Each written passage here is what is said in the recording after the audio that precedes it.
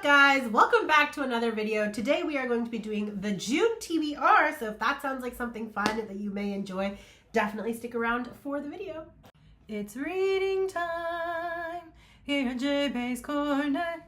For those of you that are new here, my name is Jaya. I put out videos every Wednesday and Sunday, primarily on bookish related content. And today we are talking about this wonderful selection of fiction books that I have ready to go for the month of June. I do not read that much nonfiction. I will be honest. I do like a good memoir, but that's usually reserved for January. If you are more of a memoir nonfiction person, this may not be the right channel for you. However, if you are like me and you have an unhealthy relationship with fiction, you are definitely in the right spot. For those of you that are returning, thank you so much for being here. I appreciate you so much, and I can't thank my subscribers enough for all of their support and their love and their encouragement of this unhealthy fiction addiction that I do have. So without further ado, let's jump into the selection of books.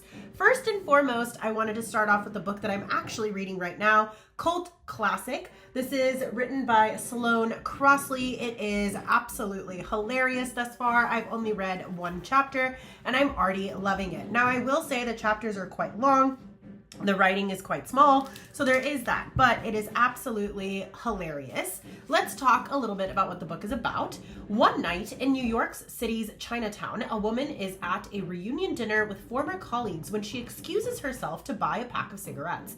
On her way back, she runs into an ex-boyfriend, and then another, and another. Nothing is quite what it seems as the city becomes awash with ghosts of heartbreaks past. What would normally pass for coincidence becomes something far stranger. The recently engaged Lola must contend not only with the viability of her current relationship, but with the fact that both her best friend and her former boss, a magazine editor turned mystical guru, might have an unhealthy investment in the outcome. Memories of the past swirl and converge in ways both cosmic and eerie as Lola is forced to decide if she will surrender herself to the conspiring of one very contemporary cult. Hilariously insightful and delightfully suspenseful, Cult Classic is an original, a masterfully crafted tale of love, memory, morality, and mind control, as well as a fresh foray into the philosophy of romance. Is it possible to have a happy ending in an age when the past is ever at your fingertips and sanity is for sale? With her gimlet eye, Sloane Crosley spins a wry literary fantasy that is equal parts page-turner and poignant portrayal of alienation. I have so far loved this book. We have met one of the ex-boyfriends so far, and our main character is a complete and total hoot. You can tell that she's a bit of a mess, and I'm very much here for that, to see how this journey that she goes upon helps her grow as an individual and really realize who she is. I'm very much in the mood for self-discovery and journey this month, so let's see what this book has to offer. Up next, we do have a series. This is the Kristen Stewart's Flock series that has been sitting on my shelf for God knows how long now. This is part of the Ravenhood series. My understanding is this may be turned into a show if it's not already a show. Still a little confused on that, but it is a classic romance. Now, from my understanding, this is also more along the realms of young adult, so we'll see what this has to offer. On the back, it says, "Can you keep a secret? The one thing Cecilia Horner knows about her move to Triple Falls is it'll be temporary. After 1 year working for her elusive father at his factory, he'll hand over the inheritance she needs to help her single mother. With that, Cecilia will leave the town and everyone in it behind forever. On her first day, she collides with her new supervisor, Sean. Enigmatic, charming, irresistible Sean lures Cecilia into a new world of sex, lies, and alliances.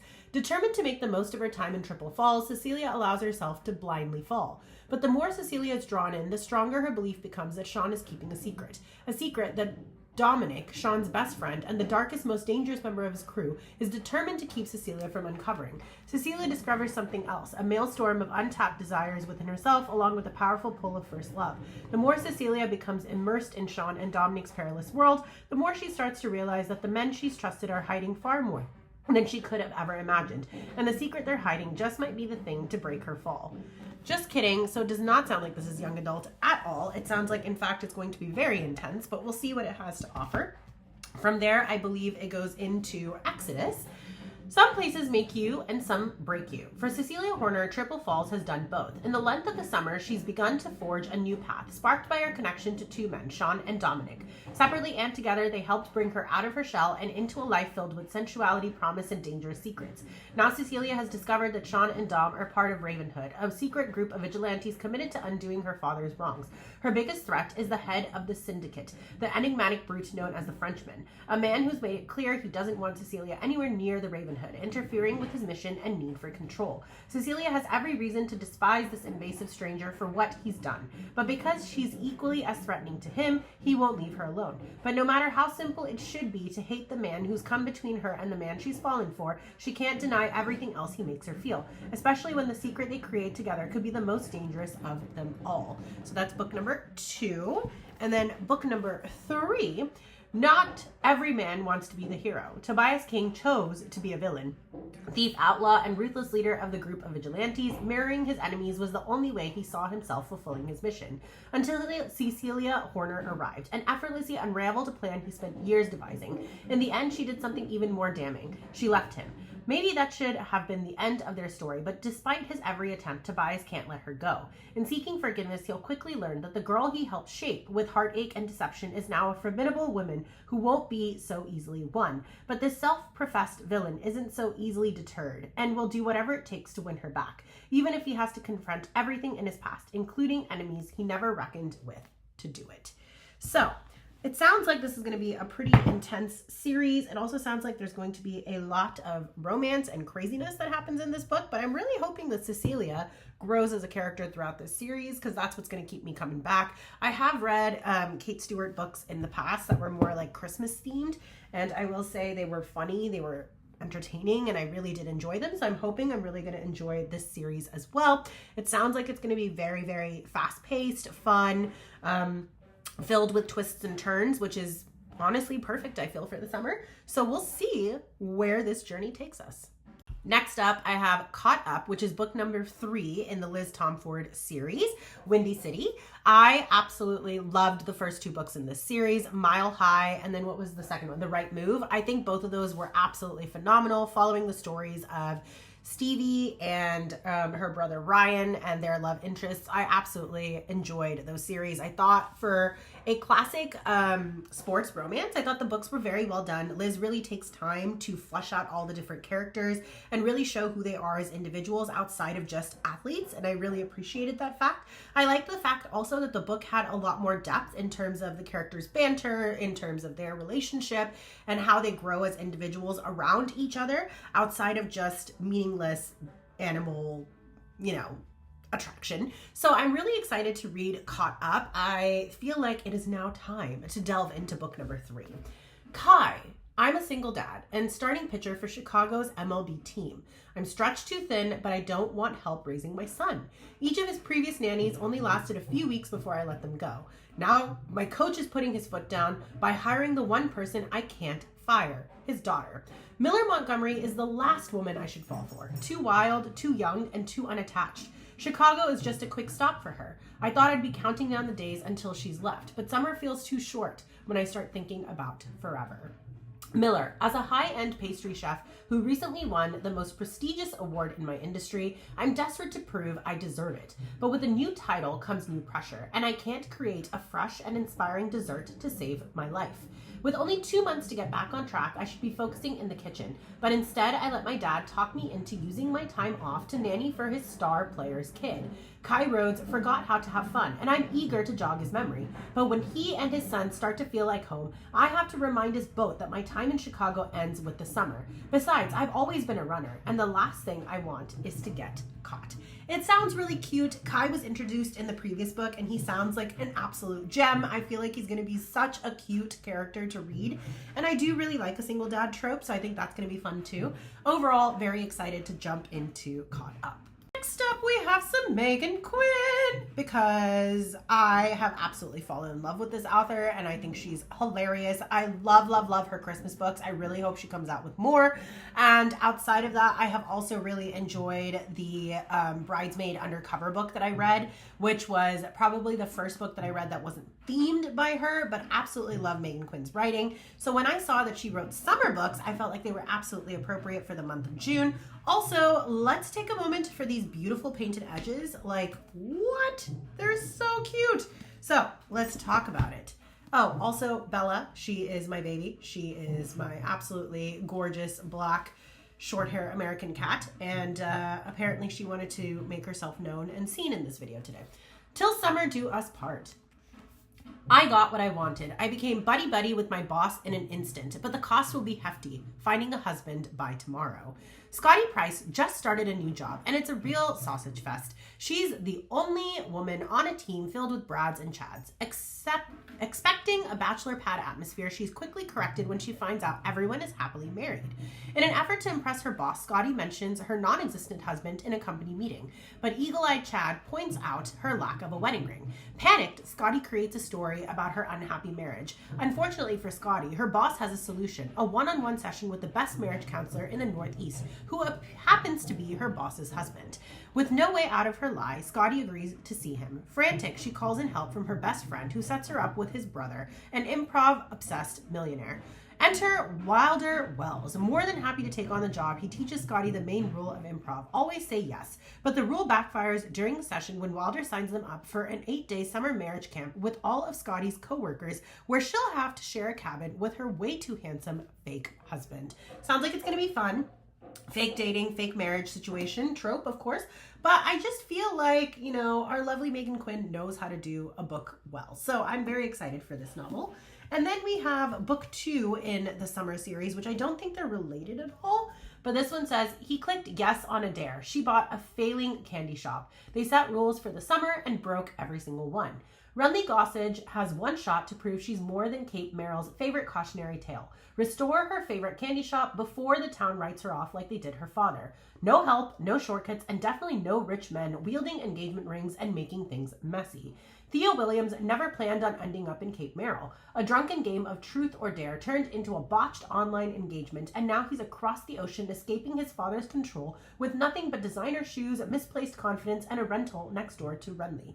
She's practical, stubborn, and covered in paint. He's posh, persistent, and willing to use a sander if it means earning her trust. Their summer rules were meant to protect them both, but between collapsing drywall, gossiping neighbors, and the chaotic schemes of Renly's aunt, their forced proximity turns into something dangerously close to real. Except Renly's future depends on standing on her own 2 feet, and Theo's past isn't done with him yet. By the time the candy shop doors open, they'll have to decide if this is just a summer fling or the happily ever after neither of them saw coming. So I do think this one's going to be very cute as well. Obviously, this is more of a close proximity romance trope, but I do think it sounds very sweet, and I'm definitely excited to meet Renly's meddling aunt. I think meddling aunts and meddling family members are always so much fun to read, and I'm very, very excited for this lovely Megan Quinn novel for the month of June. Next up, this author is near and dear to my heart. She has written so many young adult books that I absolutely fell in love with. They got me through the end of high school and college, and that is none other than Sarah Dessen. Many of her books have been turned into movies/TV shows at this point, and I just think she has a way of writing a story about a young woman who is going through a period of time of change in her life in such a beautiful way. And I do think that while all of her books have romance, they typically are focused on the little girl's growth. I wouldn't say little girl, actually, the young woman's growth and finding herself outside of just the romance that she has with the main male lead character, which is what I love about all of Sarah Dessen's books. So when I found out after years of not writing, she finally released a book, I had to get my hands on it. And this is Change of Plans. So let's talk about it. Finley has always felt most comfortable in someone else's shadow. Fortunately, she's got Colin, her magnetic boyfriend, who sweeps her along for activities, friendships, and future plans. Then she goes on a last-minute trip with her distant mom to a family vacation house that Finley didn't know existed and is now about to be sold. Her mom has been estranged from her own parents and siblings since leaving home for college, and it's a novelty for Finley to see her aunts and cousins, as well as to meet the handful of teens who work at the Egg, her aunt's diner, and make up a found family of their own, including undeniably dreamy guitarist Ben. Then her relationship with Colin goes into freefall, and Finley's roadmap for life after high school is gone. She has no choice but to live for the first time without plans. The longer Finley stays, the closer she gets to the truth about why her mother stayed away, and why she's brought Finley here now. And the closer she grows to the new friends at the Egg, the more she starts to fall for charmingly awkward, soulful Ben, and to realize how much of herself she's been missing. And that's the part that really speaks to me, how much of herself she's been missing. By the end of summer, nothing will be the same for this community or for Finley herself. I love it. I love it. I love the fact that you show that there's more to life than just laid out plans. I love the fact that it's going to talk about a young girl and her relationship with the new community. And I really do think it takes a village to help release all of your inner talents and personality, because you need an environment that loves you no matter what, and you need a very, very colorful cast of characters to help you realize that. As someone who recently got married and moved to a new state and was very lovingly accepted into the incredible community here that my husband had behind him, I can honestly say that I am very excited to read Change of Plans and to see how the quirky community changes Finley. Another author that I've absolutely been in love with, and I'm waiting for her to release the next book in the Magnolia Park series, is Jessa Hastings. However, when I realized that she had released The Conditions of Will, which is about a character that was introduced in the Magnolia Park series, but this is a standalone story for that character, I realized I had to pick it up. So let's talk a little bit about Georgia. I can't remember the last time I couldn't get a handle on myself and my emotions, but the lid is slipping. Something about the slipping lid feels like it's Sam Penny's fault, like he broke the seal and he's slowly opening me up. London-based Georgia Carter, professional lie detector and body language savant, has long been estranged from her infuriating, close-minded, wealthy South Carolina family. After a falling out years ago, the chasm runs deep between the black sheep, Georgia, and her gay alcoholic brother, and their parents and elder siblings. But when their father dies suddenly, Georgia returns to the States for the funeral, where she comes face to face with Sam Penny, her brother's AA sponsor.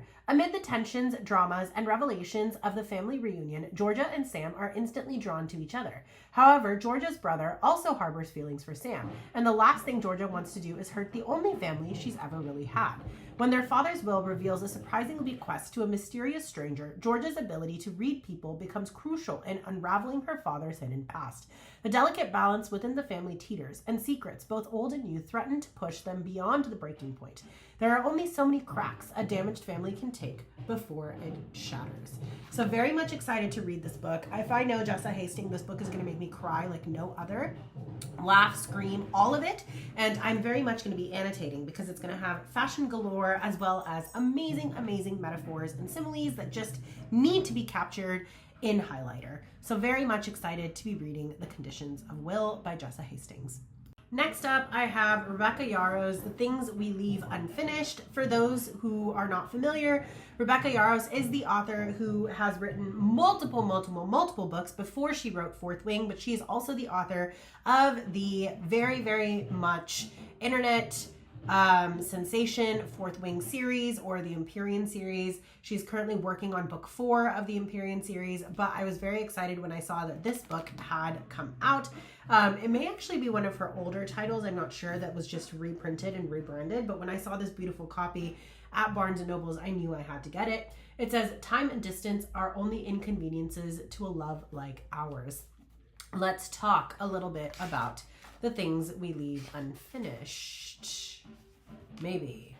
Actually, you know what? I lied. We're going to go in blind into this book because it looks like there's no excerpt about what this book is actually about. But from my understanding, it's about two people who are basically communicating through letters about their love. So very much excited to be reading this. And I have a note from the author, so let's read that. "Dear reader, right now you're holding my favorite book I've ever written. Most people would think my favorite would be Fourth Wing, but my heart truly belongs to The Things We Leave Unfinished.